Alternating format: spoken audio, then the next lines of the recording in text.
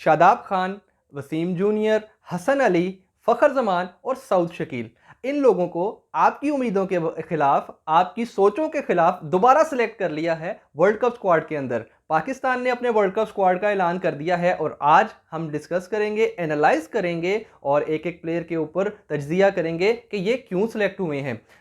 जिक्र करेंगे सिर्फ इन्हीं खास मखसूस प्लेयर्स का, इन्हीं चंद प्लेयर्स का कि जिनका नाम अभी मैंने आपसे लिया है, क्योंकि यही कंट्रोवर्शियल हैं, यही ज़्यादा डिबेट वाले हैं और इनको क्यों सिलेक्ट किया गया है जानेंगे आज की वीडियो में। Welcome to another exciting episode of observations and opinions O2।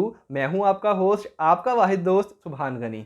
तो जी, पाकिस्तान ने आखिरकार अपने वर्ल्ड कप स्क्वाड का ऐलान कर दिया है और 15 मेंबर्स पर मुश्तमिल ये स्क्वाड है, जबकि 3 लोग रिजर्व में रखे गए हैं। जो रिजर्व में रखे गए हैं उनका नाम है जी Mohammad Haris, wicketkeeper batsman हैं, Abrar Ahmed leg break bowler हैं और साथ इनका देंगे जमान खान, जो कि एक नए टैलेंटेड फास्ट बॉलर हैं पाकिस्तान के। 15 खिलाड़ी जो सिलेक्ट हुए हैं वो जनरली तो आप सबको ही जानते हैं कि 15 के 15 कौन से हैं। जो एशिया कप में शामिल थे वही सारे के सारे यहाँ सेलेक्ट हुए हैं। सिर्फ एक चेंज आया है कि नसीम शाह की जगह पे हसन अली को टीम में वापस लाया गया है। एक एक करके एनालाइज करते हैं, शुरू करते हैं आज की डिस्कशन का। तो स्टार्ट करना चाहूँगा जी कि हमारे टीम के वाइस कप्तान जिसको बनाया गया है वो है शादाब खान। शादाब खान की सिलेक्शन की वजह क्या है? शादाब खान जो है काफ़ी अरसे से आउट ऑफ फॉर्म है, बिल्कुल परफॉर्म नहीं कर रहा। उसमें एक खासियत बहुत अच्छी है कि वो फील्डर बहुत अच्छा है। इसके अलावा बॉलिंग और बैटिंग के अंदर वो दोनों तरफ से इस वक्त कोई खास कारकर्दगी नहीं दिखा सका। उसकी सिलेक्शन पे एतराज़ किसी को नहीं होगा, क्योंकि हम सब क्योंकि क्रिकेट को देखते हैं, समझते हैं। उसकी सिलेक्शन पे एतराज़ नहीं है, उसके वाइस कैप्टन होने पे एतराज़ है, क्योंकि जब आपने उसको वाइस कैप्टन बना दिया तो आप उसको ज़रूर खिलाएंगे मैच के अंदर, और जब आप उसको ज़रूर खिलाएंगे तो वो किसी ना किसी प्लेयर का हक मार के टीम में शामिल होगा। सिर्फ यही एक बात है जिस पे तनकीद की जा रही है, जिस पे सिलेक्शन कमेटी के चेयरमैन इंजमामुल हक पे तनकीद हो रही है कि आपने शादाब को वाइस कैप्टन क्यों नॉमिनेट किया। सिलेक्ट आप कर लेते, एज अ प्लेयर रखते, और उसको प्लेयर भी रखना था तो किसी ऑर्डिनरी कैटेगरी का रखते या रिजर्व में ले जाते, क्योंकि वो अच्छी परफॉर्मेंस नहीं दे रहा। दूसरे नंबर पर बात आती है फ़खर ज़मान की। फ़खर ज़मान की सिलेक्शन क्यों हुई है? देखें जी, फ़खर ज़मान के लिए मैं उसका आर्गूमेंट तो नहीं देना चाहता। उसकी सिलेक्शन जो है वो बिल्कुल गलत है इस वक्त, लेकिन अगर आप उसको इस वक्त के लिहाज से, इस टूर्नामेंट से पहले टीम से निकाल देते हैं तो उसकी जगह हमारे पास एक अच्छी रिप्लेसमेंट कोई भी मौजूद इस वक्त नहीं है। आपको मैं बताता चलूं कि वो वाहिद प्लेयर है जो अग्रेसिव प्लेयर है पाकिस्तान की तरफ से, डबल 100 करने वाला ओडीआई क्रिकेट के अंदर सबसे वाहिद और सबसे पहला प्लेयर बना है, जबकि उसका सेकंड हाईएस्ट जो है वो भी 193 रन का उसका स्कोर है ओडीआई के अंदर हाईएस्ट, जो कि सेकंड हाईएस्ट है। और ये जो इसकी परफॉर्मेंसेज हैं वो हैं तो कम है, लेकिन जब वो चलता है तो वो पूरे भरोसे चलता है, पूरे वजन के साथ आता है और सबको बताता है कि मैं खेल रहा हूँ। आउट ऑफ फॉर्म है, बिल्कुल मानने वाली बात है। हमने लास्ट मैच श्रीलंका के खिलाफ जो एशिया कप में खेला था उसमें अब्दुल्ला शफीक को ट्राई किया, उसने बड़ी अच्छी बैटिंग की और उसको अच्छा मौका मिला, उसने अवेल किया, उसने हाफ सेंचुरी स्कोर की थी। अब आप उसको, अब्दुल्ला शफीक को टीम से अगर निकाल देते हैं तो ये उसके साथ ज्यादती है। अब्दुल्ला शफीक को टीम से बिल्कुल नहीं निकालना चाहिए, वो टीम का पार्ट होना चाहिए, प्लेइंग 11 का पार्ट होना चाहिए। लेकिन फ़खर को कहाँ खिलाएंगे? अगर आपने फ़खर को खिलाना है, सजेशन भी आपको दे देते हैं और ये लोगों की ज़ुबान ज़द आम है, यानी कि अक्सर लोग यही बात कर रहे हैं कि यार अगर आपने फ़खर को सिलेक्ट किया है तो फिर आप फ़खर को खिलाना भी चाहते हैं तो फ़खर को फिर आप 5वें नंबर पे ले जाएं, यानी कि रिजवान के बाद वो आए। हमारे पास क्लोजिंग के ऊपर हार्ड हिटिंग बैट्समैन की कमी है तो चले फ़खर को नीचे ले जाएं, अगर वहां वो स्कोर करे तो ठीक है, अदरवाइज उसको रिप्लेस करें, किसी और प्लेयर को लें, जैसा कि आपने सऊद शकील को इन किया है। अभी जो सऊद शकील है इसकी परफॉर्मेंस का भी अगर जिक्र करें तो ये टेस्ट में इसने बड़ी अच्छी परफॉर्मेंस दी है, और इसकी सिलेक्शन जब एशिया कप में हुई थी तब भी मैंने इस पे क्वेश्चन रेज किया था, मैंने इस फैसले को क्रिटिसाइज किया था उस वक्त भी कि इसकी सिलेक्शन रेड बॉल के अंदर होनी चाहिए थी। आपने रेड बॉल से उठा के व्हाइट बॉल में इसको खिला दिया, जबकि इसने 2021 में आखिरी दफा वनडे खेला था। लेकिन सिलेक्शन का कोई मेयार नज़र नहीं आ रहा, पता नहीं क्या लॉजिक है, क्या रीज़न है और क्यों सिलेक्ट किया जा रहा है। ये तो इंजमाम भी जवाब ही इसका दे सकते हैं, बल्कि वो जवाब देना पसंद ही नहीं करते, वो बल्कि आप लोगों को पसंद ही नहीं करते। अब ठीक है ये तो जी मजाक की बात है, उन्होंने काफ़ी सवालों के जवाब दिए भी हैं, उन्होंने काफ़ी बातों को एक्सप्लेन भी किया है, और एक दो बातों से मैं उनकी एग्री करता हूँ। मैं वो वाली बात भी आपको बता देता हूँ। इंजमाम ने एक अच्छी बात ये की है जो जिस बात से मैं एग्री करता हूँ, और एक अच्छा वैलिड आर्गूमेंट उन्होंने दिया है कि आपने 2-3 साल लगा के कुछ प्लेयर्स को तैयार किया, जैसे शादाब है, जैसे मोहम्मद नवाज है, जैसे हारिस रऊफ है। आपने इतने टाइम इन पे इन्वेस्ट किया है, आपने इन लोगों पे इतनी एफर्ट की है कि अब वो इस कैलिबर के बॉलर, इस लेवल के बॉलर बन चुके हैं कि वो आपको किसी भी वक्त मैच जिता सकते हैं, और उन्होंने माजी में मैचेस जिताए भी हैं। कुछ अरसे के लिए उन पे एक बैच पैच आया हुआ है, कुछ एक बुरा वक्त उन पे चल रहा है, तो क्या हम उनको एक बड़े टूर्नामेंट से पहले टीम से बाहर निकाल दें? अगर हम ऐसा करेंगे तो और नए किसी प्लेयर को लेके आएंगे तो फिर भी हम पे तनकीद होगी कि आपने बच्चे भेज दिए, नए प्लेयर भेज दिए, वो कुछ नहीं कर सके। ये वाला आर्गूमेंट इंजमाम का वैलिड है जी। मैं इस बात में इंजमाम को फेवर करता हूँ कि बात उनकी ठीक है। आप अगर क्रिकेट की समझ रखते हैं तो आपने अच्छी बातें की है, और जो लोग मेरी इस बात को सुन रहे हैं यकीनन वो भी इस बात से एग्री करेंगे कि यार एक बड़े टूर्नामेंट से पहले ये नहीं हो सकता कि आप 15 में से 10 प्लेयर को चेंज कर दें और 5 को रिटेन करें। अब आपने जिन प्लेयर्स के साथ इतना टाइम लगाया है, अब एक टूर्नामेंट रह गया है, कुछ दिनों के बाद वो टूर्नामेंट शुरू होने वाला है, तो आप उस टूर्नामेंट के रिजल्ट्स का वेट कर लें। हाँ, रिजल्ट्स अगर उसके अच्छे आते हैं तो ठीक है, अगर अच्छे नहीं आते तो फिर आपको ओवरहॉलिंग की जरूरत है, फिर आपको इन प्लेयर्स की जगह कुछ नए प्लेयर्स को टीम में लाना चाहिए ताकि मेरिट पे सिलेक्शन हो सके, आवाम को पता चले, लोगों को पता चले और फैंस को पता चले कि पाकिस्तान में मेरिट नाम की भी कोई चीज़ आज के दौर में थोड़ी सी सही एग्जिस्ट तो करती है। ये तो हो गया जी सऊद शकील। इसके बाद ये दो बॉलर्स आपने शामिल किए हैं, एक हसन अली और एक वसीम जूनियर।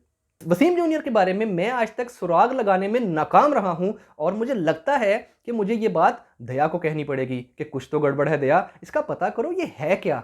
ना ये बैट्समैन है, ना ये बॉलर है, और फील्डिंग तो ये एवरेज सी करता है। ऑलराउंडर की कैटेगरी में कैसे शामिल हो गया पता नहीं, लेकिन इसको बार बार टीम में सेलेक्ट किया जाता है। कोई भी फॉर्मेट हो, कोई भी इवेंट हो, इसको टीम से ड्रॉप हरगिज नहीं किया जाता। बहुत ज़्यादा ज्यादती है बाकी प्लेयर्स के साथ कि जिनको आप परफॉर्मेंस की बेसिस पे बाहर निकाल देते हैं, लेकिन इस एक प्लेयर की कभी परफॉर्मेंस जज ही नहीं करते, इस प्लेयर की कभी परफॉर्मेंस के ऊपर एनालाइज ही नहीं करते, कभी कोई आर्गूमेंट नहीं देते कि ये वाली परफॉर्मेंस है जिसकी वजह से हमने इसको सेलेक्ट किया है। वनडे में भी खेलता है, टेस्ट में भी खेलता है, और T20 में भी खेलता है, तीनों फॉर्मेट का हिस्सा बन जाता है। ये वही बॉलर है, ये वही प्लेयर है जिसने 2022 का वर्ल्ड कप पाकिस्तान को, T20 वर्ल्ड कप की बात करूं, बड़े शानदार तरीके से इसने पाकिस्तान को वर्ल्ड कप हरवाया है। तो मेरी ये आर्गूमेंट है, मेरा ये एक बयान है, और मेरी ये एक इस पर बड़ी ऑब्जर्वेशन है, मैंने बड़ा ध्यान लगा के ये बात की है। आप इसको जज कर सकते हैं, चेक कर सकते हैं, इसको आप टैली कर सकते हैं अपने रिकॉर्ड्स के साथ, तो आपको पता चल जाएगा कि ये प्लेयर किस कैलिबर का है। खैर, अब वो सिलेक्ट हो गया, इसको क्या कह सकते हैं। लेकिन जो दूसरा हसन अली सिलेक्ट हुआ है, हसन को 2 साल के बाद दोबारा टीम में लाया गया है जी। लेकिन 2 साल के बाद लाने की वजह क्या बनी है? जब उनसे सवाल हुआ इंजमाम से तो उन्होंने कहा कि हसन अली हमें पता है 2 साल से टूर्नामेंट से बाहर है, लेकिन उसके पास बड़े टूर्नामेंट खेलने का तजर्बा है जो कि जमान खान के पास मौजूद नहीं है, इसलिए हमने जमान खान को सिलेक्ट नहीं किया। परफॉर्मेंस जो है भाड़ में, परफॉर्मेंस पे तो सिलेक्शन यहाँ होनी नहीं है। हाँ, 2 साल पहले उसने टूर्नामेंट खेले हुए हैं, ICC के इवेंट्स खेला हुआ है, उसको तजर्बा है, तो ये अच्छी बात इंतजाम ने की है। देखें भाईजान, अगर तजर्बे की बेसिस पे आपने टीम में सिलेक्शन करनी है तो जितना तजर्बा आपका है ना बैटिंग के अंदर, और आपने वर्ल्ड कप भी जितवाया हुआ है, और जितना तजर्बा वसीम अकरम का है बॉलिंग के अंदर, और उन्होंने भी वर्ल्ड कप जितवाया हुआ है, तो आप 2 लोगों को तो फिर टीम में फ़ौरन आ जाना चाहिए, क्योंकि हमें इस वक्त तजर्बे की बहुत ज़्यादा ज़रूरत है, और कप्तानी में भी हम थोड़े से लैक कर रहे हैं। आर्गूमेंट वैलिड देंगे, उसको जस्टिफाई करना हमारे लिए आसान होगा। आर्गूमेंट इनवैलिड देंगे, कोई ऐसा बयान जारी कर देंगे कि जिस पे आपके ऊपर उंगलियां उठें, तो फिर आपकी तरफ उंगलियां उठेंगी। आप इतने बड़े ओहदे पे बैठे हुए हैं, और इतने बड़े मुल्क के अंदर और इतनी अच्छी टीम को रिप्रेजेंट करने की कोशिश कर रहे हैं, तैयार करने की कोशिश कर रहे हैं, और इंडिया भेज रहे हैं वर्ल्ड कप के लिए, तो कोई ना कोई जस्टिफिकेशन आपको देनी चाहिए थी वैलिड, लेकिन ये वैलिड रीज़न नहीं है। ठीक है, आपकी मान लेते हैं, आपने ज़मान को सिलेक्ट नहीं किया, हसन को सिलेक्ट कर लिया है, लेकिन इनके स्टैट्स पे एक दफ़ा मैं ज़रूर नज़र दौड़ाऊंगा। मैं आपको इनके स्टैट्स बताता चलूँ कि 2019 के वर्ल्ड कप के बाद से लेके आज तक हसन अली ने और वसीम जूनियर ने कितने कितने मैचेस खेले हैं। हसन ने 7 मैच खेले हैं, 9 विकेटें हासिल की हैं, और इन 9 विकेटों के अंदर भी उसने एक मैच में 5 खिलाड़ियों को आउट किया था। बाकी 6 मैचेस जो हैं उसमें उसने 4 विकेट्स हासिल की हैं, जबकि इसकी इकॉनमी 7 की है, इसकी एवरेज 42 से ऊपर है। तो आपने जो सिलेक्शन की है किसी तरीके से जस्टिफाइड नहीं है, पता नहीं क्यों की है। दूसरा वसीम जूनियर है, उसने 16 मैचेस खेले हैं जी, 24 विकेटें हासिल की हैं, और उसकी एवरेज और इकॉनमी हसन अली से कम है, लेकिन उसकी मैच विनिंग परफॉर्मेंस ODI के अंदर एक भी नहीं है। तो दोनों के ऊपर सवालिया निशान रहेगा है। और इसके अलावा जो 3 रिजर्व में प्लेयर हैं, वो 3 प्लेयर मेरी ओपिनियन के मुताबिक वो 3 प्लेयर टीम का पार्ट होने चाहिए थे, 15 रुकनी स्क्वाड का हिस्सा होने चाहिए थे। मेरी ओपिनियन एक तरफ, आप लोगों की आवाम की ओपिनियन एक तरफ। मैं अब आप लोगों से एक रिक्वेस्ट करना चाह रहा हूं, मैं पाकिस्तानी नेशन से बात कर रहा हूं, पाकिस्तानी फैंस और पाकिस्तानी सपोर्टर से बात कर रहा हूं, जो क्रिकेट देखते हैं, समझते हैं। देखें, टीम सेलेक्ट हो गई है, इसमें हमारी अब इस वक्त तनकीद करने से हमारी टीम के प्लेयर्स जो सिलेक्ट हुए हैं वो प्रेशराइज होंगे। मेरी आप लोगों से रिक्वेस्ट है, जो मेरी बात सुन रहे हैं और शायद मेरी बात पे एग्री कर जाएं मेरी बात पे, मैं उन लोगों से रिक्वेस्ट ये करना चाहता हूं कि जो प्लेयर सेलेक्ट हो गए हैं, अब आप उनको बैक करें, अब आप उनको सपोर्ट करें, और वो वर्ल्ड कप के लिए जा रहे हैं, आप उनके लिए दुआ करें कि वो पाकिस्तान का नाम रोशन करके आएँ।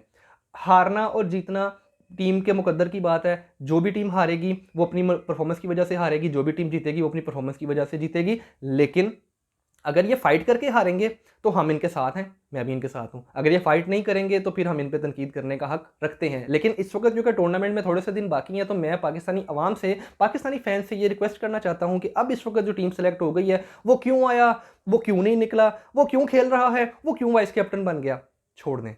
अब आप इस चीज़ पे फोकस करें कि आपकी टीम वर्ल्ड कप में जा रही है, एक बहुत बड़ा इवेंट है, हमें अपनी टीम को सपोर्ट करना है, पाकिस्तान को सपोर्ट करना है, और इस टीम को सपोर्ट करें कि शायद ये लड़के फाइटिंग करके, लड़ाई करके जीत जाएं तो क्या ही बात है। लेकिन अगर अल्लाह ना करे ये हार जाते हैं तो फाइट करके हारें, और हम इनको इज्जत से इस्तकबाल करें वापस आने पे, हम इनको वेलकम करें कि यार आपने अच्छा मुकाबला किया। ये होना चाहिए। मेरी आप लोगों से रिक्वेस्ट है कि इनकी सपोर्ट जारी रखें, और इनको अब हर वक्त इनको अच्छे अल्फाज में याद करें, बजाय इसके कि इनकी आप बुराइयां बयान करते रहें, अब इनकी अच्छाइयां बयान करें कि यार इन जैसे सुपरस्टार तो हमने कभी देखे ही नहीं है। और इसकी एक जिंदा मिसाल बाबर आजम है। गौतम गंभीर से अभी एक सवाल हुआ कुछ अर्सा पहले, कुछ दिन पहले, कि आप इस वर्ल्ड कप में किस बैट्समैन को देख रहे हैं, तो उनके एग्जैक्ट अल्फाज हैं जी गौतम गंभीर के, मैं आपको पढ़ के सुनाता हूं। उनसे पूछा गया कि आप किस बैट्समैन को देख रहे हैं कि जो इस वर्ल्ड कप में टॉप करेगा, जो इस वर्ल्ड कप में अच्छी परफॉर्मेंस दिखाएगा। गौतम गंभीर जनरली वो पाकिस्तान के प्लेयर्स पे ज़्यादा कमेंट नहीं करते, वो रिजर्व रहते हैं, लेकिन उन्होंने एलानिया बात की है, बड़े अच्छे लाउड एंड क्लियर तरीके से उन्होंने कहा Babar Azam can set this world cup on fire. यार गौतम गंभीर जैसा बंदा अगर ये बात कर रहा है तो इसका मतलब है कि आप लोगों को ये बात देखनी चाहिए कि इस वक्त हमारी टीम को सपोर्ट की ज़रूरत है, और आप लोग इसको ज़रूर सपोर्ट करें। इस अपने आखिरी जुमले के साथ मैं इस बात को इख्तिताम करता हूँ, आज की इस एपिसोड को क्लोज करता हूँ कि हमें पाकिस्तान को सपोर्ट करने की ज़रूरत है। ये लड़के जो सिलेक्ट हो गए हमें इन्हें फेवर करनी है। अब ये वर्ल्ड कप में जाएंगे, ये हारेंगे भी, ये जीतेंगे भी। जब ये हारेंगे तो इन पे तनकीद उस वक्त नहीं करनी, और जब ये जीतेंगे तो उसको इतना ज़्यादा सेलिब्रेट नहीं करना कि शायद इन्होंने फट्टे ही चक दिए हैं। ये काम नहीं करना, बैलेंस लेके चलें, एतदाल पसंदी के साथ चलें, बड़ा दरमियाना सा रवैया रखें, मॉडरेट तरीके से तनकीद भी करें, मॉडरेट तरीके से जश्न भी मनाएं। अब तक के लिए इतना ही। मेरा चैनल सब्सक्राइब करना ना भूलिएगा। आने वाले दिनों में जो मैं वीडियोस बना रहा हूं वो बड़ी इंटरेस्टिंग, बड़ी मसालेदार, बड़ी फैसिनेटिंग और बड़ी एंजॉय करने वाली हैं। और अब तक के लिए इतना ही। मेरा चैनल सब्सक्राइब करना ना भूलिएगा। वीडियो पसंद आए तो लाइक करना ना भूलिएगा, और शेयर करना हरगिज़ ना भूलिएगा। Thank you.